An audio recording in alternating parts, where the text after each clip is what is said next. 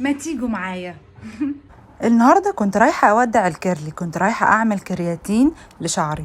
هنا اول ما رحت غسلوا لي شعري على طول بالشامبو ده. انا اصلا استغربت ان هم غسلوا لي شعري على طول، انا كنت عاملاه كيرلي علشان نصور قبل وبعد، بس اتاري لازم يغسلوه علشان نصور قبل وبعد، بس مش بالكيرلي، بطبيعه الشعر نفسها. اول حاجه كان الشامبو، بعد كده حطوا لي ثيرمال سيلنت، الماده التانية على شعري، هي دي الماده بقى اللي بتعمل الكرياتين.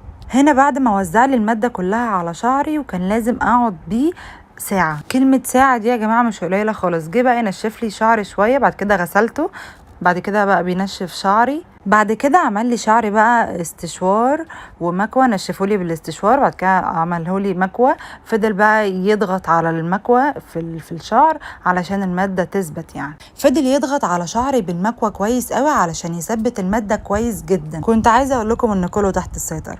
بعد ما خلصت شعري خالص حبيت اوريكم